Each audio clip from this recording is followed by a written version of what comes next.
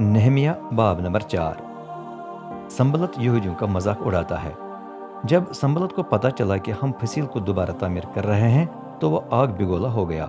हमारा मजाक उड़ा उड़ाकर उसने अपने हम खिदमत अफसरों और सामरिया के फौजियों की मौजूदगी में कहा, ये ज़ईफ यहूदी क्या कर रहे हैं? क्या ये वाकई यरूशलेम की किलाबंदी करना चाहते हैं?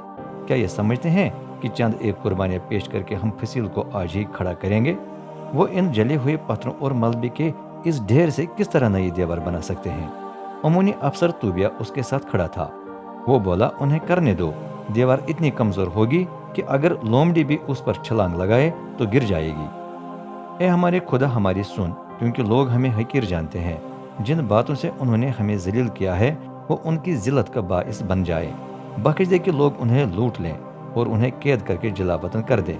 उनका कसूर नजर अंदाज न कर, बल्कि उनके गुनाह तुझे याद रहे, क्योंकि उन्होंने फसील को तामीर करने वालों को जलील करने से तुझे तेज दिलाया है। मुखालफत के बावजूद हम फसील की मरम्मत करते रहे और होते होते पूरी दीवार की आधी ऊंचाई खड़ी हुई, क्योंकि लोग पूरी लगन से काम कर रहे थे। दुश्मन के हमलों की मदाफात।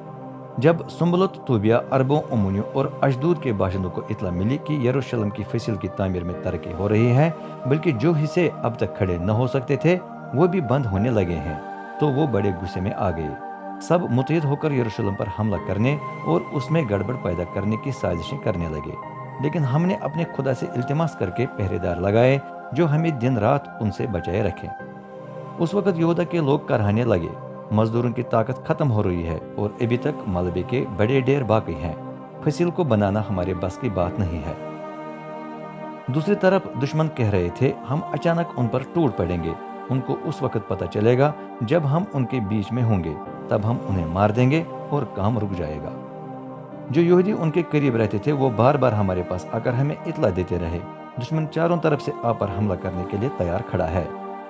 तब मैंने लोगों को फसील के पीछे एक जगह खड़ा कर दिया जहां दीवार सबसे नीची थी, और वो तलवारों, नेजों और कमानों से भरे हुए अपने खानदानों के मुताबिक खुले मैदान में खड़े हो गए। लोगों का जायजा लेकर मैं खड़ा हुआ और कहने लगा, उनसे मत डरे, रब को याद करें जो अजीम और मुहीब है। जहन में रखें कि हम अपने भाइयों, बेटों, बेटियों, बीवियों और घरों के लिए लड़ रहे हैं। जब हमारे दुश्मनों को मालूम हुआ कि उनकी साजिशों की खबर हम तक पहुंच गई है और कि खुदा ने उनके मंसूबे का नाकाम होने दिया, तो हम सब अपनी अपनी जगह पर दोबारा तामीर के काम में लग गए हैं।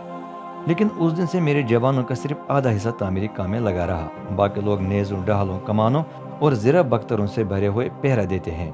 अफसर यहूदा के उन तमाम लोगों के पीछे खड़े रहे जो दीवार को तामीर कर रहे थे। सामान उठाने वाले एक हाथ से हथियार पकड़े काम करते थे, और जो भी दीवार को खड़ा कर रहा था उसकी तलवार कमर में बंधी रहती थी। जिस आदमी को तुरुम बजाकर खतरे का ऐलान करना था वो हमेशा मेरे साथ रहा। मैंने शरफा, बुजुर्गों और बाकी लोगों से कहा, यह काम बहुत ही बड़ा और वसी है, इसलिए हम एक दूसरे से दूर और बिखरे हुए काम कर रहे हैं। जो ही आपको तुरुम की आवाज सुनाई दे तो भागकर आवाज की तरफ चले आए, हमारा खुदा हमारे लिए लड़ेगा।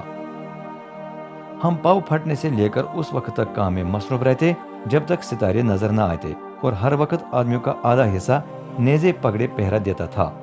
उस वक्त मैंने सबको यह हुक्म भी दिया, हर आदमी अपने मददगारों के साथ रात का वक्त यरूशलेम में गुजारे। फिर आप रात के वक्त पहरादारी में भी मदद करेंगे और दिन के वक्त तामीरी काम में भी। उन तमाम दिनों के दौरान न मैं, न मेरे भाइयों, न मेरे जवानों और न मेरे पहरेदारों ने कभी अपने कपड़े उतारे, नीज हर एक अपना हथियार पकड़े रहा।